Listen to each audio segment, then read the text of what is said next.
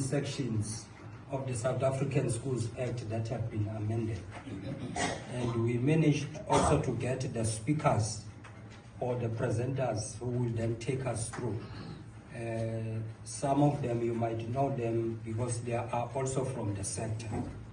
But with the expertise and the experience that they've gained over the years, we felt that it is appropriate that they come and share the information with us. So that is why we're here this morning, colleagues. So, Program Director, it is both an honor and a privilege to welcome all of you to this pivotal seminar dedicated to the implementation of critical amendments to the South African Schools Act number 84 of 1996. And those amendments were introduced through the Basic Education Laws Act number 25 of 2024, commonly referred to as the Bella Act. Your presence here this morning is a testament to your unwavering commitment to strengthening school leadership and governance and to ensuring that every learner in our care is educated in a safe, accountable, and rights-based environment. Today's seminar is not just a procedural information. You know, I always say there's a big difference between management for compliance and management for performance. So this seminar is not about compliance, but it's about information sharing. It is a strategic gathering to empower you as school leaders to guide your school governing bodies in revising and aligning key school policies with the new legislative imperatives. Because that is why we are here. So that when you go back to your schools, you are able to guide your SGPs as you embark on the journey of amending some of your policies. And I believe you know the admission policy, the amended one is due end of this week. That's what we agreed. So I haven't forgotten. And then from this seminar today, you will then go work on your code of conduct. You will then go work on your school finance policies. That is why we are here this morning. Some of the most significant amendments we will explore today affect core aspects of school life, including learner discipline, financial accountability, and institutional liability. Under learner discipline and the abolition of corporal punishment, and what section is that, by the way? Section 10. Section 10 that talks of the abolition or prohibition of corporal punishment. One of the most notable shifts introduced by the Bella Act is the amendment to Section 10 of SASSA, which now further entrenches the absolute prohibition of corporal punishment and other forms of degrading treatment in schools.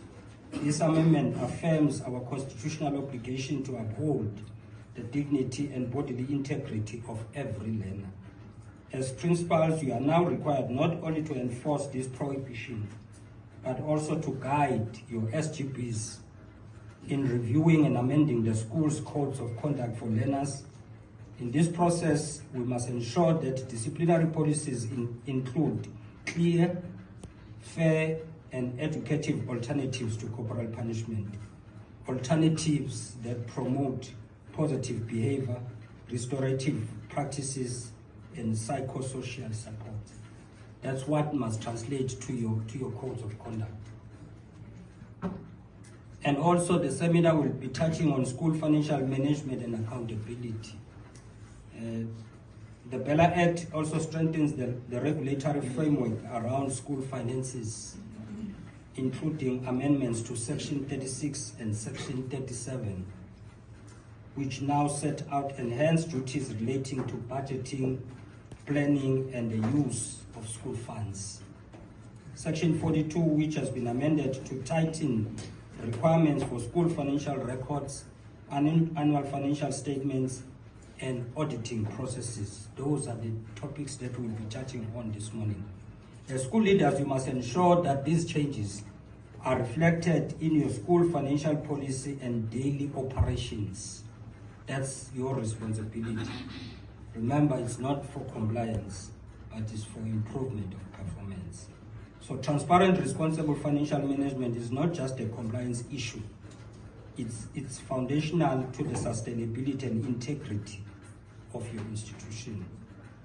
And also we've got a speaker from head office, Director for Internal Control and Risk Management, who will be talking to us on the liability and risk management. The seminar will also focus on the important amendments of Section 60, which talks to the liability of the state, which deals with liability of the state for damages arising from acts or omission by school staff during the performance of official duties.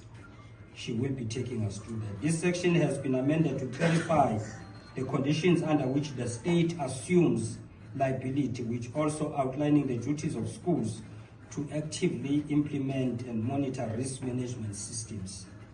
As principals, it is your responsibility to lead your teams in strengthening compliance with safety protocols, learner protection policies, and insurance coverage and mechanisms.